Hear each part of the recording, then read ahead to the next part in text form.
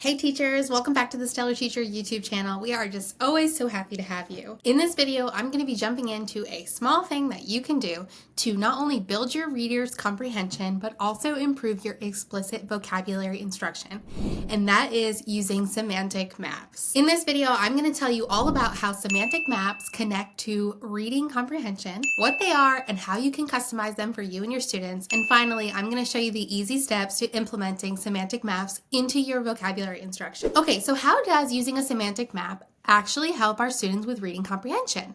Let's start with a fact. So adequate reading comprehension depends on a student or a person knowing 90 to 95% of the words in the text. That's a lot. And it makes pretty good sense too. If I don't know the words that I'm reading, my brain is spending so much working memory trying to figure out the meaning of words and the meaning of the text. But if I do know most of the words, then my working memory is freed up to do other things like visualizing, asking and answering questions, making connections, etc., etc. We know vocabulary is an important piece to the comprehension puzzle. Let's look at Scarborough's reading rope. We know that the rope is divided into two parts: language comprehension and word recognition. Woven within the language comprehension strand, we have our vocabulary strand.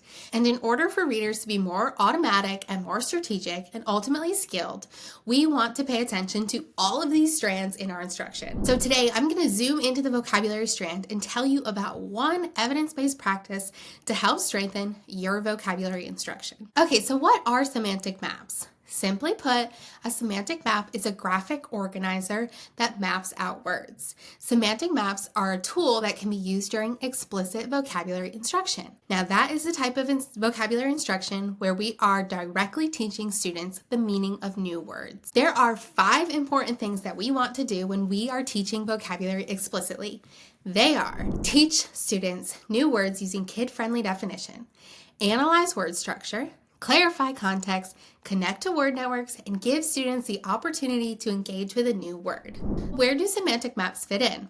Well, I'm glad you asked. Semantic maps are a tool that can be used to do a few of these things. Take a look at this example of a semantic map. This semantic map checks the box of a few of those essential steps for explicit vocabulary instruction. It provides the kid-friendly definition, it connects to word networks by having students think about synonyms and antonyms, and it clarifies the context with an image. By filling out a blank version of this with your students, you're hitting so many pieces of that best practice instruction. Now, this is just one way to do a semantic map. You can customize this to hit skills that you want your students to practice. You can switch it up by changing the elements that your students will fill in, and these are called semantic fields. So here are some examples of semantic fields that you can have inside your semantic map.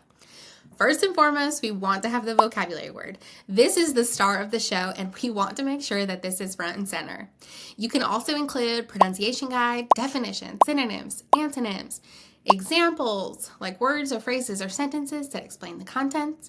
You can give other meanings of the word, you can give parts of speech, you can add pictures or symbols that your students draw, or add in with like a clip art or a picture from Google. And you can include examples and non-examples by filling out semantic fields titled what it is and what it isn't. You don't have to include all of these fields in your semantic map, but you want to pick the categories that will benefit your students the most. And you also have options for switching it up from word to word and from time to time. Okay, so how do we implement semantic maps in our vocabulary instruction? Let's break it down. There are 3 easy things to do. Number 1, choose a word. We're going to pick a word from a read aloud, a content lesson, or student text. Ideally, you're choosing a word that will help build student background knowledge and deepen their comprehension. Step 2, you're going to set up the map. Write the word in the center and add branches for the semantic fields that you choose. And step 3, we want to build it together. So we are going to, with our students, have a discussion around all of the different semantic fields and build it together. Our students benefit from these conversations, and this is how they're building meaning around the new word. Using semantic maps regularly helps students truly understand and apply the meaning of a new vocabulary word, not just memorize the definition. And ultimately, they're building their personal lexicons and moving towards becoming a more skilled reader. That all sounds pretty doable, right? Yes, I'm going to challenge you to incorporate one semantic map this week. Let us know in the comments, what word are you going to explicitly teach using a semantics map? If you enjoyed this content, show us some love by liking and subscribing to our channel. And finally, if you like the resources that you saw inside the video, you can visit stellarteacher.com/SLC for more information about accessing these resources, plus so much more. Happy teaching, everyone.